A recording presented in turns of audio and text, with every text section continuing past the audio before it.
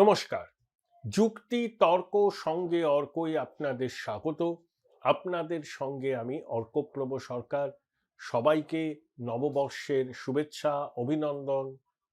2026 আপনাদের সবার ভালো কাটুক। সবাই ভালো থাকবেন, শান্তিতে থাকবেন, সুস্থ থাকবেন।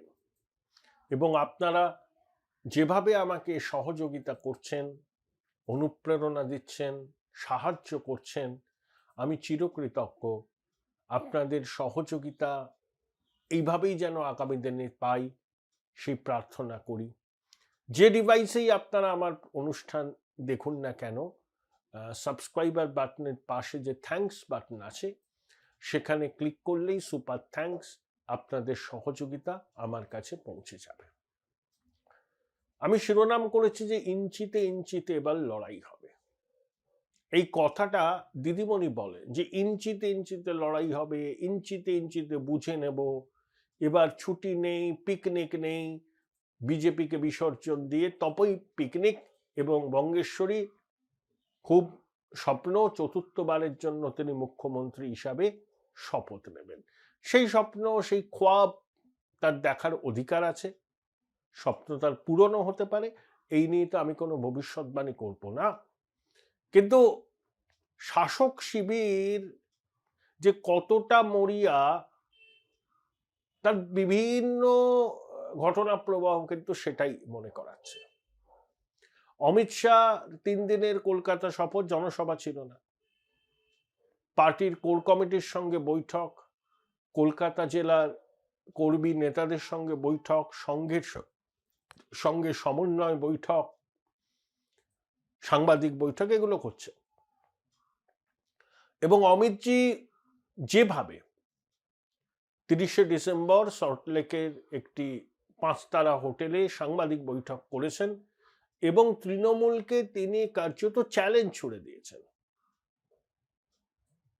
যে এ রাজ্যে শুধু করে খাওয়ার অধিকার ভাইপোর, এবং অনুপ্রবেশের বিষয়টাকে স্বরাষ্ট্রমন্ত্রী যে ভীষণ গুরুত্ব দিচ্ছেন এবং একই সঙ্গে পশ্চিমবঙ্গে যে জনবিন্যাসের পরিবর্তন হচ্ছে, সেটা যে ভারতের নিরাপত্তার পক্ষেও খুব উদ্বেগের বিষয়, সেটাও স্বরাষ্ট্রমন্ত্রী বারবার বলেছেন।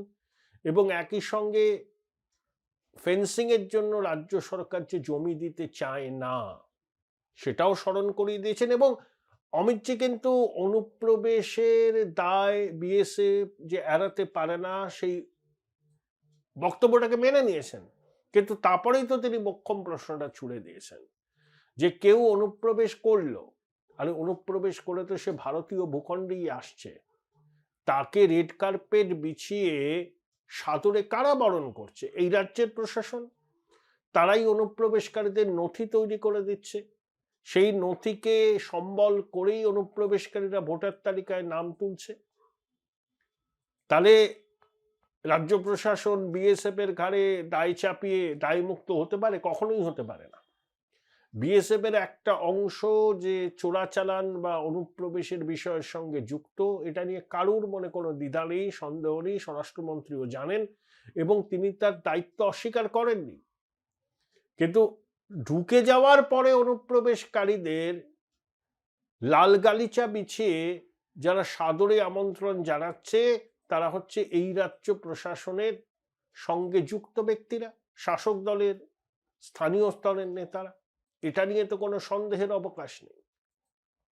এবং পশ্চিমবঙ্গের জনবিন্যাসের যে ব্যাপক পরিবর্তন হচ্ছে, যে কোনো পশ্চিমবঙ্গের মানুষ জানে। এটা বোঝার জন্য কোনো রকেট সায়েন্সের পণ্ডিত হতে হয় না, আলাদা কোনো দিব্যচক্ষু থাকারও দরকার নেই। খালি চোখে, সাদা চোখে দেখা যায় পশ্চিমবঙ্গের জনবিন্যাসের পরিবর্তন হচ্ছে।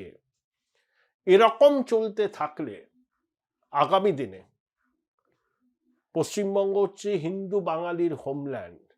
সেই হিন্দু বাঙালি তাদের নিজেদের রাজ্যে অস্তিত্বের সংকটে পড়বে না তো? এখন যারা বুঝতে পারছেন না, আমাদের পরবর্তী প্রজন্মকে সেই সমস্যার মুখে পড়তে হবে না তো? মাতৃশক্তি শাঁখ বাজাতে পারবেন তো? তুলসী মঞ্চে প্রদীপটা জ্বালাতে পারবেন তো? শাঁখা সিঁদুর পড়তে পারবেন তো? বৈষ্ণবরা গলায় কণ্ঠীর মালা পড়তে পারবেন তো? এখন হয়তো আমরা বুঝতে পারছি না। এখন আমরা এসো আমার ঘরে এসো বলে সাদরে অভ্যর্থনা জানাচ্ছি।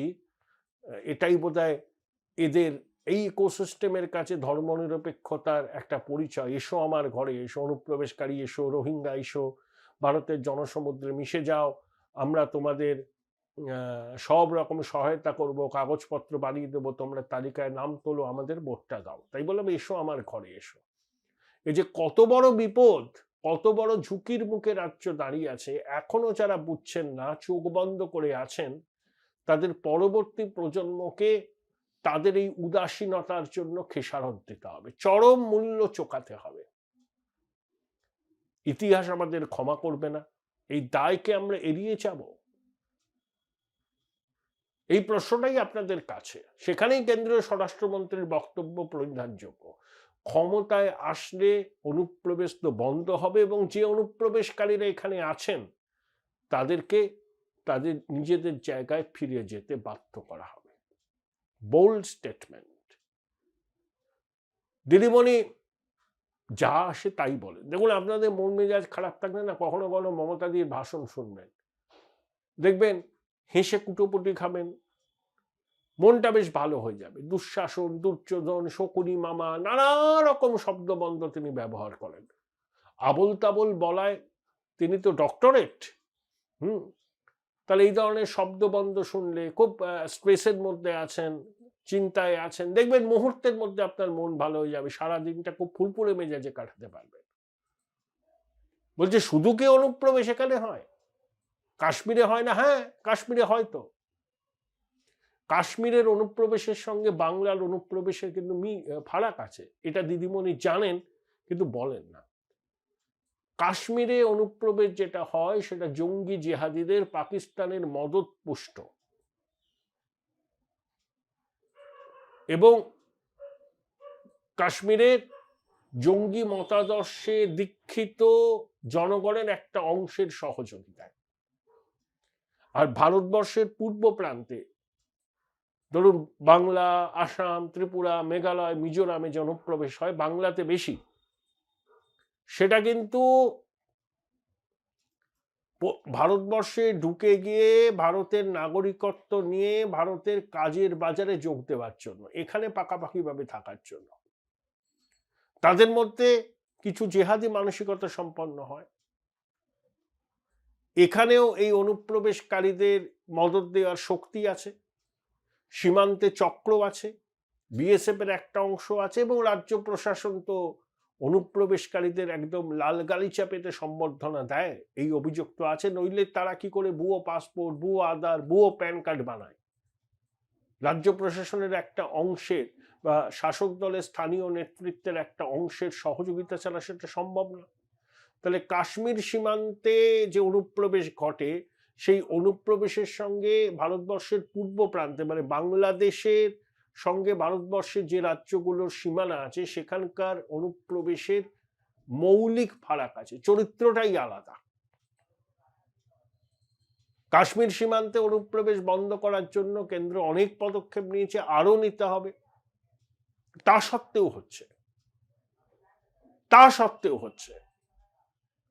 আর পশ্চিমবঙ্গের কথা তো ছেড়েই দিন।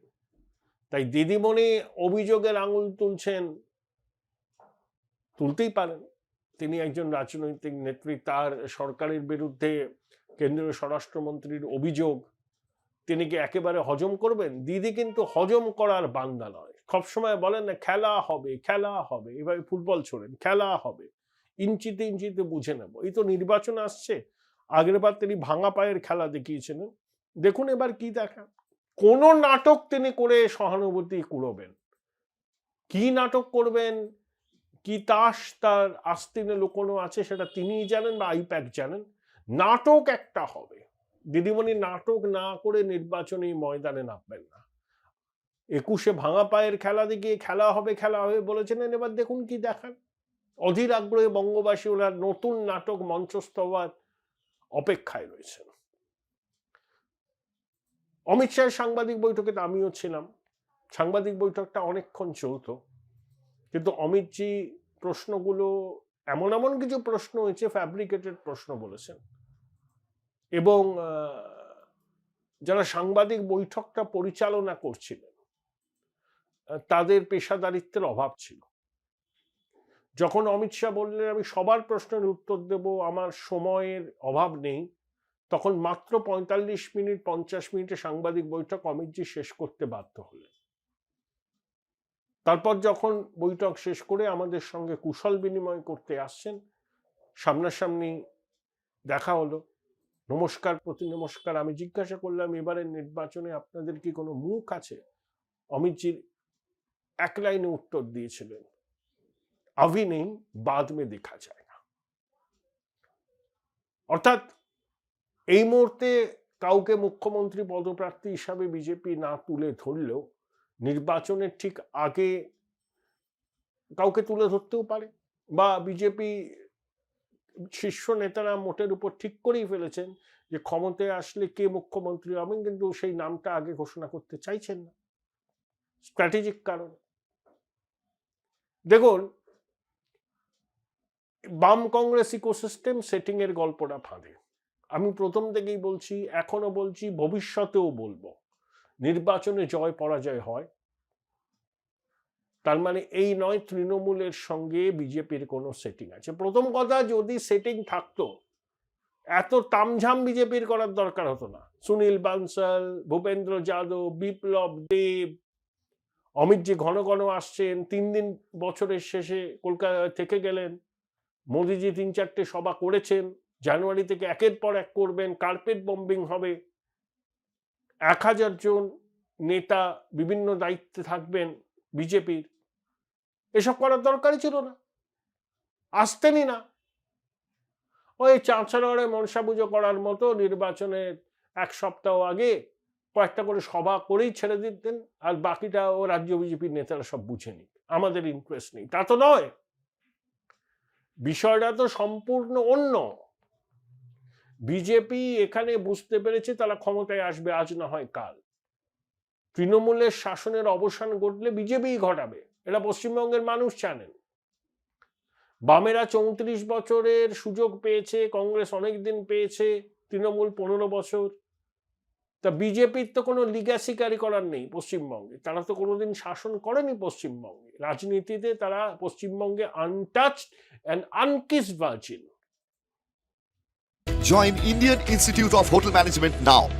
Right choice, right decision. কোনো লিগ্যাসি নেই। তাহলে সেটিং তত্ত্বের প্রবক্তার একটা জিনিস মন দিয়ে শুনুন, যদি সেটিংই হতো তাহলে অমিত শাহ ঘন ঘন আসতেন না, প্রধানমন্ত্রী আসতেন না, এত শীর্ষ বিজেপির নেতারা এখানে ঘাঁটি গেড়ে থাকতেন না, এত পয়সাও তারা খরচ করতেন না, গুরুত্বই দিতেন না। বলতেন ও পশ্চিমবঙ্গের নির্বাচন রাজ্য নেতৃত্ব বুঝে নেবে, আমাদের অন্য জায়গায় মাথা ঘামাতে হবে, আমরা দিদিমণিকে ঘাঁটাতে চাই না। কখনো শুনেছেন? কখনো কি এই ইঙ্গিত তারা দিয়েছেন? উল্টে তারা সর্বশক্তি নিয়োগ করেছেন এখানে ক্ষমতায় আসার জন্য। বামপন্থীরা বলবেন, ওই ইকোসিস্টেম বলবেন সেটিং আছে সেটিং আছে, যাতে মানুষকে বিভ্রান্ত করা যায়। তা করেও তারা কিছু করতে পারবেন না, তাদের ভোট আরো কমবে। বাম কংগ্রেসের হিন্দু ভোট এবার থাকবে না, সংখ্যালঘু ভোট তারা পাবেন। তাতে পুঁজি করে যদি সংখ্যালঘু অধ্যুষিত জেলাগুলোয় আসনগুলোয় কয়েকটা আসন তারা জিততে পারে, দ্যাটস অল। আর কিছু হবে না তাদের। অনেকেই বলেন যে কেজরিওয়াল অ্যারেস্ট হয়, হেমন্ত সোরেন অ্যারেস্ট হয়, ছোটবাবু অ্যারেস্ট হন না কেন? অনেকের মনে প্রশ্ন আছে, প্রশ্নটা খুব স্বাভাবিক। দেখুন, ছোটবাবু অ্যারেস্ট হবেন কি হবেন না সেটা এজেন্সির উপর নির্ভর করে। ছোটবাবু তো এয়ার অ্যাপারেন্ট, তার সঙ্গে ওই বাহিনীটা আছে, শাহজাহান, জাহাঙ্গীর, কাইজার, মুদাস্সার। একজন আইএস অফিসারকে যারা মারধর করতে বাকি রাখে, গাড়ি ভাঙচুর করে, বিএলওদের হুমকি দেয়, মাইক্রো অবজারভারদের এসআইআর প্রক্রিয়ায় দিদিমণি তাদের সব তথ্য জানতে চান, তখন মানে বড় কোনো রাঘব বোয়ালকে যদি এজেন্সি গ্রেপ্তার করে, রাজ্যে সিরিয়াস ল অ্যান্ড অর্ডার সিচুয়েশনের প্রবলেম হবে না তো? এই হুলিগ্যানগুলো দাপাবে না তো? তাতে অনেক ক্ষতি হবে না তো? এটা একটা কনসার্ন কেন্দ্রীয় সরকারের। আর দুই, প্রশ্নটা করেছিলেন একজন অমিত শাহ সাংবাদিক বৈঠকে। আচ্ছা, অমিতজি কি বলবেন? হ্যাঁ, গ্রেপ্তার হবে। তিনি বলতে পারেন কখনো? সঙ্গে সঙ্গে তো প্রশ্নগুলো উঠতে শুরু করবে যে অমিত শাহ কি করে বলছেন? এ তো এজেন্সির কাজ, তার মানে বিজেপির কথা এজেন্সি চলে। প্রশ্নটার মধ্যে আমি কোন রকম একদম সঠিক প্রশ্ন, এবং অমিত শাহের উত্তরটাও অত্যন্ত সঠিক। লড়াইটা হবে মাঠে, ময়দানে, প্রচারে, ভোটের দিনে। আর মানুষ যখন মনস্থির করে ফেলেন না, তখন সাংগঠনিক দুর্বলতা ওইসব কিন্তু কিচ্ছু দাঁড়ায় না সামনে। মানুষ যদি ডিটারমাইন্ড থাকেন যে এবার আমরা পরিবর্তন করব, তো পরিবর্তন হবে, কেউ আটকাতে পারবে না। 2011 সালে নির্বাচনের আগেও বামফ্রন্ট ব্রিগেড করেছিল, উপচে পড়া ভিড়। তখনও মানুষের সংশয় ছিল, মমতা এত চেষ্টা করছেন, দেখবেন ও শেষ পর্যন্ত পারবেন না। হলো তো, 61-তে নেমে গেছিল। তাহলে এবারে সেটা হবে না কেন? সাইলেন্ট মেজরিটির সিংহবাগ হৃদয়ে পরিবর্তনের আকাঙ্ক্ষা ধারণ করছেন, কোনো বাধা তারা মানবেন না। মানুষ যদি ডিটারমাইন্ড হয় যে গণেশ এবার উল্টাবো, তো মানুষ উল্টে দেবেন। সাংগঠনিক খামতি এইসব তখন আসবেই না। তৃণমূলের ক্যাম্পে বসে থাকবে, তৃণমূলের ব্যাজ পড়বে, তৃণমূলের দেওয়া বিরিয়ানি খাবে, ভোটটা বিজেপিকে দেবে। জোড়া ফুলের জায়গায় পদ্ম ফুলে দেবে, চুপচাপ ফুলে ছাপ হয়ে যাবে। বাংলা সেই দিকেই এগোচ্ছে বলে অমিত শাহের দাবি। দেখুন, কেন্দ্রীয় স্বরাষ্ট্রমন্ত্রী আগেও অনেকবার প্রেডিকশন করেছেন, মেলেনি। না মিলতেই পারে। আসলে অন্য রাজ্যে যেভাবে ভোট হয়, পশ্চিমবঙ্গে তো হয় না। তাই অনেক সময় একেবারে নিখুঁত হিসেবও মেলে না ভোটের দিন এবং গণনার দিন, নানা রকম ম্যাল প্র্যাকটিসের জন্য। এবার বিজেপি সতর্ক, নির্বাচন কমিশনও এসআইআর করছে তালিকা নির্মূল করার জন্য। নির্বাচনকে অবাধ, নিরপেক্ষ, উৎসবের মেজাজে করার জন্য কমিশন আরো কিছু বৈপ্লবিক পদক্ষেপ নেবে। সেই ক্ষেত্র প্রস্তুত হলে ওই সাইলেন্ট মেজরিটি এবার গণেশটা উল্টে দেবে। আর অমিত শাহের কাছে বিভিন্ন এজেন্সি রিপোর্ট থাকে, সরকারি এজেন্সি এবং পেশাদার সংস্থার সমীক্ষা রিপোর্ট।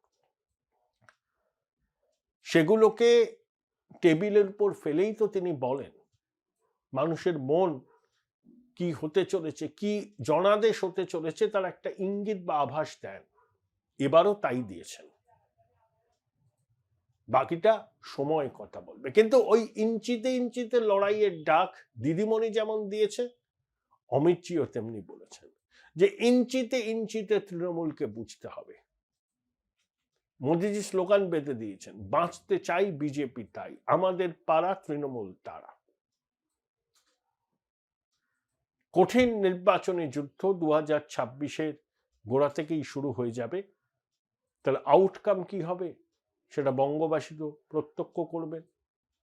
কিন্তু টানটান একটা উত্তেজনার আবহ নতুন বছরের শুরু থেকেই থাকবে বাংলার ভোটকে কেন্দ্র করে। যদিও আমার মনে এখনো সংশয় আছে নির্ধারিত সময়ে নির্বাচনটা হবে কিনা।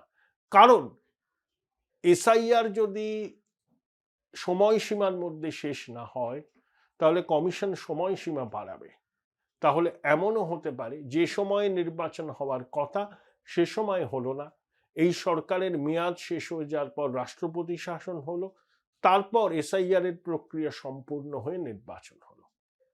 এমন সম্ভাবনাও কিন্তু উড়িয়ে দেওয়া যাচ্ছে না।